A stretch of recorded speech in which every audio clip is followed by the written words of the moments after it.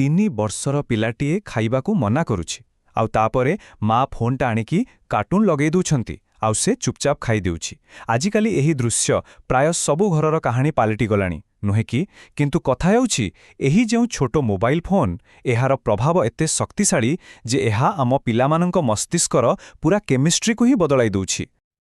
ଆସନ୍ତୁ ଟିକେ ପଛକୁ ଯିବା। ମନେ ପକାନ୍ତୁ ତ 1990 ଦଶକର ସେହି ସନ୍ଧ୍ୟାଗୁଡ଼ିକୁ। ବାପା ଖବରକାଗଜରେ ମୁହଁ ଗୁଞ୍ଜିଛନ୍ତି, ମା ଦିନସାରାର ଗପ କରୁଛନ୍ତି, ଝିଅଟି ଗଣିତ ଖାତା ଧରି ବାପାଙ୍କୁ କିଛି ପଚାରୁଛି ଆଉ ସାନ ପୁଅଟି ତଳେ ବସି ଖେଳନା ଗାଡ଼ି ଚଲାଉଛି। ମାନେ ସମସ୍ତେ ଗୋଟିଏ ରୁମ୍ରେ, କେବଳ ଶରୀର ନୁହେଁ ମନ ବି ସେଇଠି ଥିଲା। ଆଉ ଏବେ 2025ର ସନ୍ଧ୍ୟା, ବାପାଙ୍କ ହାତରେ ଖବରକାଗଜ ନୁହେଁ ଫୋନ୍, ମା ଟିଭିରେ ନୁହେଁ OTT ଶୋରେ ବ୍ୟସ୍ତ, ଝିଅ ଇନ୍ଷ୍ଟାଗ୍ରାମ ରିଲ୍ସରେ ହଜିଯାଇଛି ଆଉ ପୁଅ ଆଇପ୍ୟାଡ୍ରେ ୟୁଟ୍ୟୁବ୍ ଦୁନିଆରେ। ଦେଖିବାକୁ ଗଲେ ସମସ୍ତେ ଏକାଠି, କିନ୍ତୁ ସତରେ କ'ଣ ସେମାନେ ଏକାଠି ଅଛନ୍ତି? ହୁଏତ ଏହି ଦୃଶ୍ୟଟି ବହୁତ ସାଧାରଣ ଲାଗିପାରେ, କିନ୍ତୁ ଏହା ସତରେ ସାଧାରଣ କି ନା ଏହା ପଛରେ ଏକ ବଡ଼ ବିପଦ ଲୁଚି ରହିଛି? ପ୍ରଶ୍ନ ଉଠୁଛି, ଆମେ କ'ଣ ଏହାକୁ ଏକ ନୂଆ ନର୍ମାଲ ଭାବେ ଗ୍ରହଣ କରିନେବା? ସତ କହିବାକୁ ଗଲେ ଆମେ ସମସ୍ତେ ଏକ ନୀରବ ମହାମାରୀର ସାମ୍ନା କରୁଛୁ। ଏମିତି ଏକ ମହାମାରୀ ଯାହା ବିଷୟରେ କେହି ବେଶୀ କଥା ହେଉନାହାନ୍ତି, ଆଉ ଏହା ସିଧାସଳଖ ଆମ ପିଲାମାନଙ୍କର ଭବିଷ୍ୟତକୁ, ସେମାନଙ୍କ ମସ୍ତିଷ୍କକୁ ଟାର୍ଗେଟ୍ କରୁଛି। ତେବେ ଚାଲନ୍ତୁ ଏହି ଆଲୋଚନାରେ ଆମେ ସ୍କ୍ରିନ୍ ନିଶାର ସେହି କଳା ସତକୁ ପରଦାଫାଶ କରିବା। ତେବେ ପ୍ରଥମେ ଆସନ୍ତୁ ଦେଖିବା ଏହି ସ୍କ୍ରିନ୍ ଟାଇମ୍ ଆମ ପିଲାମାନଙ୍କ ଶରୀର ଉପରେ କି ପ୍ରଭାବ ପକାଉଛି। ଆଉ ହଁ, ଏହା କେବଳ ଆଖି ଥକିଯିବା ବା ମୁଣ୍ଡବିନ୍ଧା କଥା ନୁହେଁ, କଥାଟା ତାଠାରୁ ବହୁତ ବେଶୀ ଗମ୍ଭୀର। ଦେଖନ୍ତୁ, ବିଶ୍ୱ ସ୍ୱାସ୍ଥ୍ୟ ସଂଗଠନ ମାନେ WHO ଏକଦମ ସ୍ପଷ୍ଟ ଭାବେ କହୁଛି 2 ବର୍ଷରୁ କମ୍ ବୟସର ପିଲାଙ୍କ ପାଇଁ ସ୍କ୍ରିନ୍ ଟାଇମ୍ ହେଉଛି 0, କିଛି ନୁହେଁ, ବିଲକୁଲ ଶୂନ୍ୟ। ଏଇଟା ତ ଗଲା ନିୟମ, କିନ୍ତୁ ସତ କ'ଣ? ବାସ୍ତବତା କିଛି ଅଲଗା। ଏମ୍ସ ରାୟପୁରର ଏକ ଷ୍ଟଡି କହୁଛି ଯେ ଆମ ଦେଶରେ 2 ବର୍ଷରୁ କମ୍ ପିଲାମାନେ ଦିନକୁ ହାରାହାରି 1.2 ଘଣ୍ଟା ସ୍କ୍ରିନ୍ ସାମ୍ନାରେ ବିତାଉଛନ୍ତି। ଭାବନ୍ତୁ ତ, ଯୋଉଟା ଶୂନ୍ୟ ହେବା କଥା ସେଇଟା 1.5 ଘଣ୍ଟା ପାଖାପାଖି। ତେବେ ଏହି ଅତ୍ୟଧିକ ସ୍କ୍ରିନ୍ ଟାଇମ୍ ଯୋଗୁଁ 3ଟି ବଡ଼ ଶାରୀରିକ ସମସ୍ୟା ଦେଖାଦେଉଛି। ପ୍ରଥମତଃ ମାୟୋପିଆ ବା ଦୂରକୁ ଠିକ୍ ଭାବେ ନ ଦେଖିପାରିବା, ଦ୍ୱିତୀୟରେ ନିଦ ସମସ୍ୟା ଆଉ ତୃତୀୟରେ ମୋଟାପଣ। ଆସନ୍ତୁ ଏହାକୁ ଗୋଟିଏ ଗୋଟିଏ କରି ବୁଝିବା। ଆଚ୍ଛା, ପ୍ରଥମେ ମାୟୋପିଆ।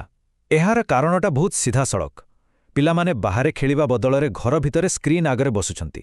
ତେଣୁ ସେମାନଙ୍କ ଆଖିକୁ ଯେତିକି ପ୍ରାକୃତିକ ଆଲୋକ ମିଳିବା କଥା ସେତିକି ମିଳୁନି। ଆଉ ଫଳ କ'ଣ? ଦୂରକୁ ଦେଖିବାରେ ଅସୁବିଧା। ଏବଂ ସବୁଠୁ ଚିନ୍ତାର ବିଷୟ ହେଉଛି ଡାକ୍ତରମାନେ ଆକଳନ କରୁଛନ୍ତି ଯେ 2050 ସୁଦ୍ଧା ଭାରତର ପ୍ରାୟ ଅଧା ପିଲାଙ୍କୁ ଚଷମା ଲଗାଇବାକୁ ପଡ଼ିବ। ଦ୍ୱିତୀୟ ସମସ୍ୟା ହେଉଛି ନିଦ। ଦେଖନ୍ତୁ, ଫୋନ୍ ବା ଟ୍ୟାବ୍ଲେଟ୍ରୁ ଯେଉଁ ନୀଳ ଆଲୁଆ ବାହାରେ, ତାହା ଆମ ମସ୍ତିଷ୍କରେ ଥିବା ମେଲାଟୋନିନ୍କୁ କମ୍ କରିଦିଏ। ଏହି ମେଲାଟୋନିନ୍ ହେଉଛି ସେହି ହର୍ମୋନ୍ ଯାହା ଆମକୁ ଶୋଇବା ପାଇଁ ସଂକେତ ଦିଏ। ଆଉ ଜାଣନ୍ତି, ଏହାର ପ୍ରଭାବ ବଡ଼ମାନଙ୍କଠାରୁ ପିଲାମାନଙ୍କ ଉପରେ 2 ଗୁଣା ଅଧିକ ପଡ଼େ। ଫିନଲ୍ୟାଣ୍ଡର ଗୋଟିଏ ରିସର୍ଚ୍ଚ ତ କହୁଛି ପ୍ରତି 1 ଘଣ୍ଟା ଅଧିକ ସ୍କ୍ରିନ୍ ଟାଇମ୍ ମାନେ 10 ମିନିଟ୍ କମ୍ ନିଦ। ଆଉ ତୃତୀୟ ଶାରୀରିକ ପ୍ରଭାବ ହେଉଛି ମୋଟାପଣ। ଏହାର କାରଣଟା ଶୁଣିଲେ ବୋଧରେ ଆଶ୍ଚର୍ଯ୍ୟ ଲାଗିବ। ଗୋଟିଏ ରିପୋର୍ଟ ଅନୁସାରେ ଆମେରିକାରେ ପିଲାମାନେ ଜେଲରେ ଥିବା କଏଦୀଙ୍କଠାରୁ ବି କମ୍ ସମୟ ବାହାରେ ବିତାଉଛନ୍ତି। ତ ଶାରୀରିକ ପରିଶ୍ରମ କମ୍, ତା ସାଙ୍ଗକୁ ସ୍କ୍ରିନ୍ ଦେଖିଲା ବେଳେ ଅଜାଣତରେ ବେଶୀ ଖାଇଦେବା, ଫଳରେ ମେଦବହୁଳତା ବଢ଼ୁଛି। ଏସବୁ ତ ଗଲା ଶରୀର କଥା, କିନ୍ତୁ ସବୁଠାରୁ ବଡ଼ ଚିନ୍ତାର ବିଷୟ ହେଉଛି ଏହା ପିଲାମାନଙ୍କର ମାନସିକ ଓ ସାମାଜିକ ବିକାଶକୁ କେମିତି ପ୍ରଭାବିତ କରୁଛି। କାରଣ ଏହି ଅତ୍ୟଧିକ ସ୍କ୍ରିନ୍ ଟାଇମ୍ ପିଲାମାନଙ୍କର ମସ୍ତିଷ୍କର ଗଠନକୁ ହିଁ ବଦଳାଇ ଦେଉଛି। ଏହି କଥାକୁ ଭଲ ଭାବରେ ବୁଝିବା ପାଇଁ ଆସନ୍ତୁ ଆରବର କାହାଣୀ ଶୁଣିବା। ଯେତେବେଳେ ଆରବ ମାତ୍ର ବର୍ଷକର ଥିଲା, ତାକୁ ଶାନ୍ତ କରିବା ପାଇଁ ତା ବାପା ମା ତା ହାତରେ ଫୋନ୍ ଦେଉଥିଲେ। ହେଲେ ଧୀରେ ଧୀରେ ଏହା ଏମିତି ଏକ ଅଭ୍ୟାସରେ ପରିଣତ ହେଲା ଯେ ବିନା ଫୋନ୍ରେ ସେ ଖାଇବାକୁ ବି ମନା କରିଦେଲା। ଏହା ହେଇଥିଲା ପ୍ରଥମ ବିପଦ ସଂକେତ। ଏହାର ସବୁଠୁ ବଡ଼ ପ୍ରଭାବ ପଡ଼େ ପିଲାର ଏକ୍ଜିକ୍ୟୁଟିଭ୍ ଫଙ୍କସନିଂ ସ୍କିଲ୍ସ ଉପରେ। ଆଚ୍ଛା, ଏଇଟା କ'ଣ? ଏଗୁଡ଼ିକ ହେଉଛି ସେହି ମାନସିକ ଦକ୍ଷତା ଯାହା ଆମକୁ କୌଣସି ଜିନିଷ ଯୋଜନା କରିବା, କୌଣସି କାମରେ ଧ୍ୟାନ ଦେବା ଆଉ ନିଜର ରାଗ ବା ଭାବନାକୁ କଣ୍ଟ୍ରୋଲ କରିବାରେ ସାହାଯ୍ୟ କରେ।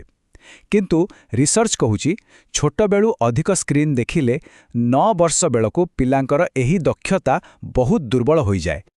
ସେହିପରି ଭାଷା ଶିଖିବା ପାଇଁ ସ୍କ୍ରିନ୍ ଆଦୌ ଭଲ ମାଧ୍ୟମ ନୁହେଁ। କାହିଁକି? କାରଣ ପିଲାମାନେ କଥାବାର୍ତ୍ତା କରି, ମୁହଁକୁ ଦେଖି, ଓଠର ଚଳପ୍ରଚଳ ଲକ୍ଷ୍ୟ କରି ଭାଷା ଶିଖନ୍ତି। ଏହା ଏକ 2 ୱେ ପ୍ରୋसेସ୍, କିନ୍ତୁ ସ୍କ୍ରିନ୍ରେ ତ କେବଳ 1 ୱେ ଇନଫର୍ମେସନ୍ ମିଳେ। ଗୋଟିଏ କେସ୍ରେ ଜଣେ ପିଲା ଟମ୍ ଆଣ୍ଡ ଜେରି ଦେଖି ଦେଖି କଥା କହିବା ବଦଳରେ ସେମାନଙ୍କ ପରି କେବଳ ଇଶାରାରେ କଥା କହିବାକୁ ଚେଷ୍ଟା କରୁଥିଲା, କାରଣ ସେଇ କାର୍ଟୁନରେ ତ କିଛି ଡାଇଲଗ୍ ନଥାଏ। ଆଉ ଗୋଟିଏ ତଥ୍ୟ ଶୁଣନ୍ତୁ, ଯାହା ବହୁତ ଚିନ୍ତାଜନକ। ଯଦି ବର୍ଷକରୁ କମ୍ ବୟସର ଶିଶୁଟିଏ ଦିନକୁ ମାତ୍ର 1 ଘଣ୍ଟା ସ୍କ୍ରିନ୍ ଦେଖେ, ତେବେ 2 ବର୍ଷ ବୟସ ବେଳକୁ ତାର କଥାବାର୍ତ୍ତା କରିବା ଓ ସମସ୍ୟା ସମାଧାନ କରିବାର ଦକ୍ଷତାରେ ବିଳମ୍ବ ହେବାର ଆଶଙ୍କା 3 ଗୁଣ ବଢ଼ିଯାଏ। 3 ଗୁଣ! କିନ୍ତୁ କଥା ହେଉଛି ଏସବୁ କିଛି ଆକସ୍ମିକ ଭାବରେ ହେଉନାହିଁ। ପିଲାମାନଙ୍କୁ ଏହି ସ୍କ୍ରିନ୍ରେ ବାନ୍ଧି ରଖିବା ପାଇଁ ଏହି ଭିଡିଓ କଣ୍ଟେଣ୍ଟଗୁଡ଼ିକୁ ବହୁତ ଚତୁରତାର ସହ ଡିଜାଇନ୍ କରାଯାଇଛି। ଚାଲନ୍ତୁ ଏହାର ପଛରେ ଥିବା ସାଇନ୍ସକୁ ଟିକେ ବୁଝିବା। ଯେତେବେଳେ କୌଣସି ପିଲା ଏମିତି କିଛି ଆକର୍ଷଣୀୟ ଭିଡିଓ ଦେଖେ, ତା ମସ୍ତିଷ୍କରେ ଡୋପାମାଇନ୍ ନାମକ ଏକ ଫିଲ୍ ଗୁଡ୍ କେମିକାଲ ବାହାରେ। ଏହା ତାକୁ ଖୁସି ଦିଏ, କିନ୍ତୁ ଧୀରେ ଧୀରେ ମସ୍ତିଷ୍କ ଏହାର ଏତେ ଅଭ୍ୟସ୍ତ ହୋଇଯାଏ ଯେ ସେହି ସମାନ ଖୁସି ପାଇବା ପାଇଁ ତାକୁ ଆହୁରି ଅଧିକ ସ୍କ୍ରିନ୍ ଟାଇମ୍ ଦରକାର ପଡ଼େ। ଏହା ଠିକ୍ ଏକ ନିଶା ଭଳି। ଆଉ ଯେତେବେଳେ ଫୋନ୍ ଛଡ଼ାଇ ନିଆଯାଏ, ସେ ଯେଉଁ ଭଳି କାନ୍ଦେ ବା ଜିଦ୍ କରେ, ତାହା ଡ୍ରଗ୍ସ ନ ପାଇଲେ ଜଣେ ନିଶାସକ୍ତ ବ୍ୟକ୍ତିର ଲକ୍ଷଣ ସହ ସମାନ। କୋକୋମେଲନ୍ ଭଳି ଯେଉଁ ଫେମସ୍ ଶୋଗୁଡ଼ିକ ଅଛି, ସେମାନେ ଠିକ୍ ଏହି ଫର୍ମୁଲା ବ୍ୟବହାର କରନ୍ତି। କେମିତି? ପ୍ରଥମତଃ, ଏଥିରେ ବହୁତ ଉଜ୍ଜ୍ୱଳ ଆଉ ଚକମକିଆ ରଙ୍ଗ ଥାଏ। ଦ୍ୱିତୀୟରେ, ପ୍ରତି 2-3 ସେକେଣ୍ଡରେ ଦୃଶ୍ୟ ବଦଳିଯାଏ। ଆଉ ତୃତୀୟରେ, ସ୍କ୍ରିନ୍ରେ ସବୁବେଳେ କିଛି ନା କିଛି ଚାଲିଥାଏ। ଏହିସବୁ ଟେକ୍ନିକ୍ ପିଲାମାନଙ୍କୁ ଏକ ପ୍ରକାର ହିପ୍ନୋଟାଇଜ୍ କରିଦିଏ ଆଉ ଧୀରେ ଧୀରେ ସେମାନଙ୍କ ଧ୍ୟାନ ଦେବାର କ୍ଷମତାକୁ ନଷ୍ଟ କରିଦିଏ। ଏହି ଇଞ୍ଜିନିୟର୍ଡ କଣ୍ଟେଣ୍ଟର ପ୍ରଭାବ ଏତେ ଶକ୍ତିଶାଳୀ ଯେ ଜଣେ ବାପା ଅନଲାଇନ୍ରେ ଲେଖିଥିଲେ, ଲାଗେ ଯେମିତି ମୋ ପିଲାମାନେ ଜମ୍ବି ପାଲଟି ଯାଇଛନ୍ତି। ଏହାପରେ ବାସ୍ତବ ଦୁନିଆ ସେମାନଙ୍କୁ ବହୁତ ଧୀର ଆଉ ବୋରିଂ ଲାଗିବାକୁ ଆରମ୍ଭ କରେ। ହେଲେ ଘବରାଇବାର କୌଣସି କାରଣ ନାହିଁ। ଏସବୁ ଶୁଣି ନିରାଶ ହେବା ଦରକାର ନାହିଁ, କାରଣ ଏହାର ସମାଧାନ ଅଛି। ତେବେ ଚାଲନ୍ତୁ ଏବେ ସମସ୍ୟାର ବାହାରି ସମାଧାନ ବିଷୟରେ କଥା ହେବା। ଦେଖିବା ପିତାମାତାମାନେ ଏହି ଲଢ଼େଇରେ କେମିତି ଜିତିପାରିବେ। ଏଥିପାଇଁ ପ୍ରଥମେ ଆମକୁ ମୂଳ କାରଣଟା ବୁଝିବାକୁ ପଡ଼ିବ। ପ୍ୟାରେଣ୍ଟିଂ କୋଚ୍ ରିଦ୍ଧି ଦେବ୍ରା ବହୁତ ଭଲ କଥାଟିଏ କହିଛନ୍ତି। ସେ କହନ୍ତି, ଆମ ପିଲାମାନେ ସ୍କ୍ରିନ୍କୁ ନୁହେଁ, ବରଂ ସ୍କ୍ରିନ୍ ସେମାନଙ୍କୁ ଯେଉଁ ଆଟେନ୍ସନ୍, ଭ୍ୟାଲିଡେସନ୍ ଆଉ କନେକ୍ସନ୍ ଦିଏ, ତାର ନିଶାରେ ଥାଆନ୍ତି। ଏହାର ଅର୍ଥ କ'ଣ? ଏହାର ଅର୍ଥ ହେଉଛି ଲଢ଼େଇଟା ପିଲା ସହିତ ନୁହେଁ, ଲଢ଼େଇଟା ସ୍କ୍ରିନ୍ ବିରୁଦ୍ଧରେ। ତେଣୁ ଏଠାରେ ଗୋଟିଏ ଟିମ୍ରେ ବାପା ମା ଆଉ ପିଲା ରହିବେ, ଆଉ ଅପୋଜିଟ୍ ଟିମ୍ରେ ରହିବ ସ୍କ୍ରିନ୍। ଏହା ଏକ ଅଭିଭାବକ ବନାମ ଶିଶୁ ଲଢ଼େଇ ନୁହେଁ, ବରଂ ଅଭିଭାବକ ଆଉ ଶିଶୁ ବନାମ ସ୍କ୍ରିନ୍ର ଲଢ଼େଇ। ତେବେ ଏଥିପାଇଁ କ'ଣ କରାଯାଇପାରିବ? ଏଠାରେ କିଛି ସରଳ ପଦକ୍ଷେପ ରହିଛି। ପ୍ରଥମ, 2 ବର୍ଷରୁ କମ୍ ପିଲାଙ୍କ ପାଇଁ ସ୍କ୍ରିନ୍ ବିଲକୁଲ ବନ୍ଦ। ଦ୍ୱିତୀୟ, ପିତାମାତାଙ୍କୁ ନିଜେ ଉଦାହରଣ ହେବାକୁ ପଡ଼ିବ। ନିଜର ସ୍କ୍ରିନ୍ ଟାଇମ୍ କମାନ୍ତୁ। ତୃତୀୟ, ଘରର କିଛି ଜାଗା ଯେମିତିକି ଡାଇନିଂ ଟେବୁଲ ଆଉ ବେଡ୍ରୁମ୍କୁ ସ୍କ୍ରିନ୍ ଫ୍ରି ଜୋନ୍ ବନାନ୍ତୁ। ଚତୁର୍ଥ, ଦିନକୁ ଅତି କମ୍ରେ 3 ଘଣ୍ଟା ବାହାରେ ଖେଳିବାକୁ ଉତ୍ସାହିତ କରନ୍ତୁ।